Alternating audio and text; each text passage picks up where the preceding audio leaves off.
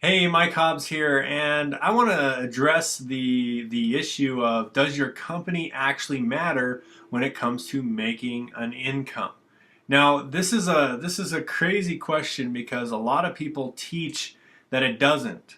Okay, they say that you can, if you know the skills and how to follow up and how to build a business, you can make money in any company. You can make money in anything that you do. And yes, that is true, but you can't make residual income in everything that you do.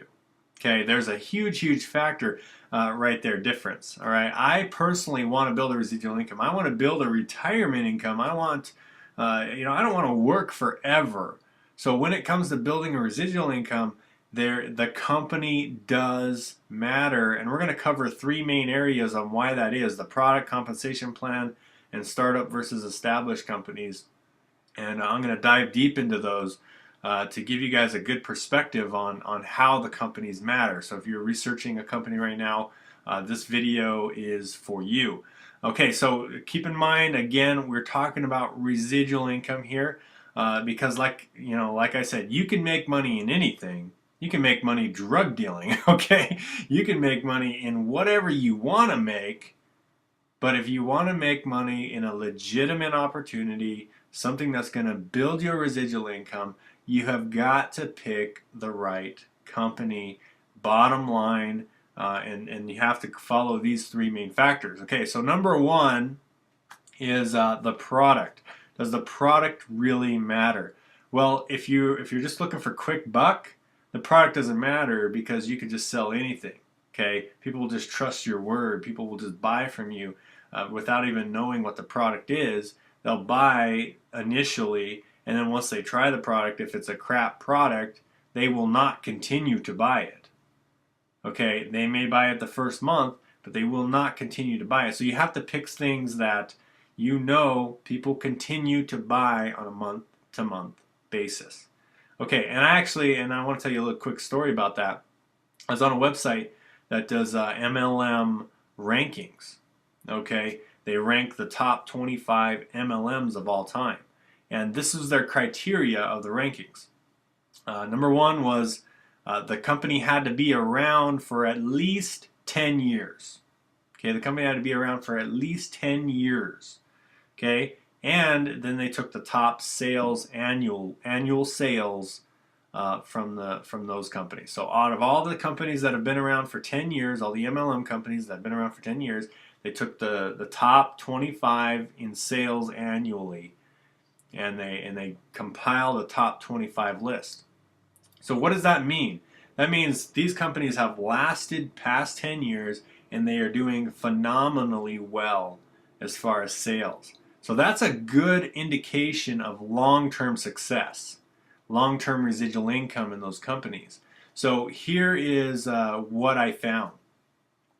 Out of 25 of the top 25, zero were travel products. Wow. I didn't expect that one. Okay. Two of them were technology products. Okay. And one of them was a service. Guess what the other 22 out of 25 websites were? Health and wellness niche. So, that tells you what lasts long term. So when you're picking a product, what do people pay for long term? What companies last long term? And 22 of the top 25 MLMs in our industry were health and wellness related. That just tells you what lasts long term. You know, and if you're in another product, I'm not trying to bash your products or anything like that. I'm just giving you the facts. What lasts long term? When you want to build a residual income, you have got to go with what is working, what is lasting, what are people paying for on a month-to-month basis. Travel's great. People love to travel, but it's more of a luxury. Technology is great. People love technology, but that changes. Okay, so if the company can't keep up with the changes, they go down. Services, everyone will always need services. I'm actually quite shocked that there was only one service related company, which was wow, that just shocks me. But that just goes to show that the health and wellness dominate when it comes to residual income. Why do you think so many people come out with a health and wellness product? People are like, oh no, not another one. Well, that's why, because people pay for it. People want to be healthy. It's crazy. Okay, so yeah, that's the product. Number two is the compensation plan. This is super important. This is super important.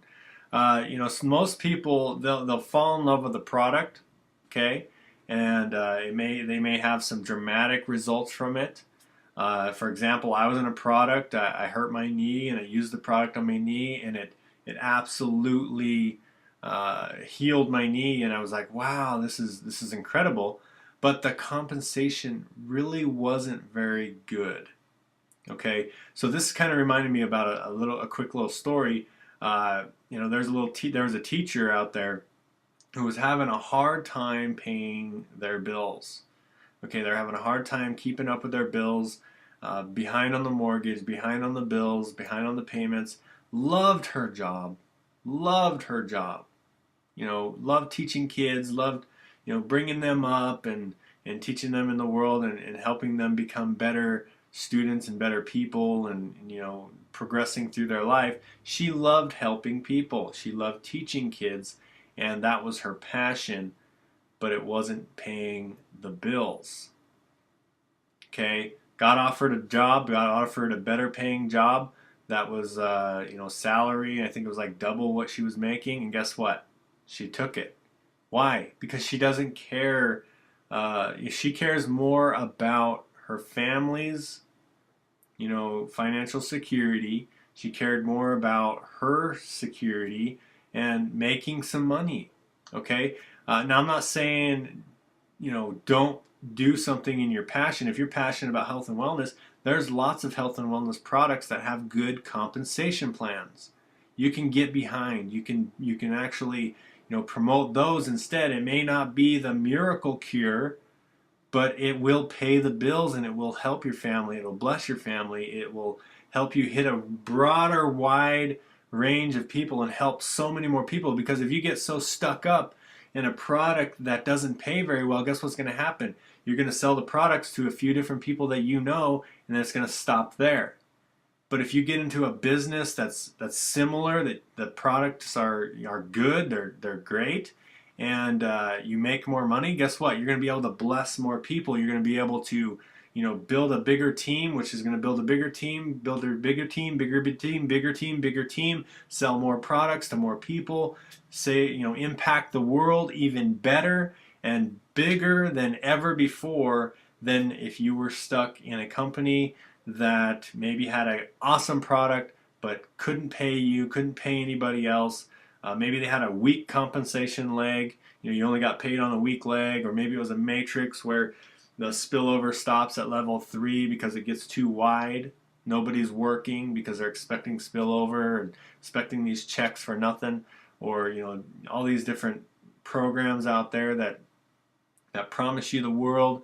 They don't pay very well. They don't pay long term. They don't pay residual income.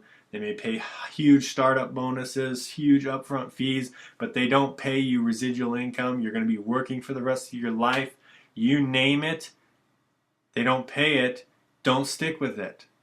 Okay? Get with a company that has a compensation plan built around the average person that anybody can follow. Anyone can build a retirement income that's based around residual income, not startup bonuses, not startup packages, not huge high costs and things like that. Something the average person can afford, something the average person can build.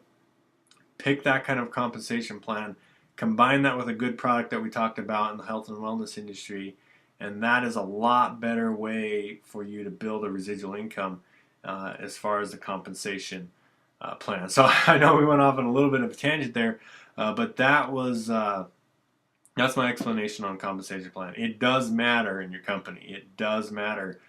Don't fall for the hype and hey, this product is such great. Like the school teacher, she knew that she loved teaching, but she can maybe take that skill and teach somewhere else that makes more money. Does that make sense? You can still use your skills, you can still use your passions to make more money somewhere else because that was not paying the bills. Okay, don't fall for that. All right, number 3, startup versus established. This is a huge issue. Okay, I got full time in around 2007. I went full time in this industry.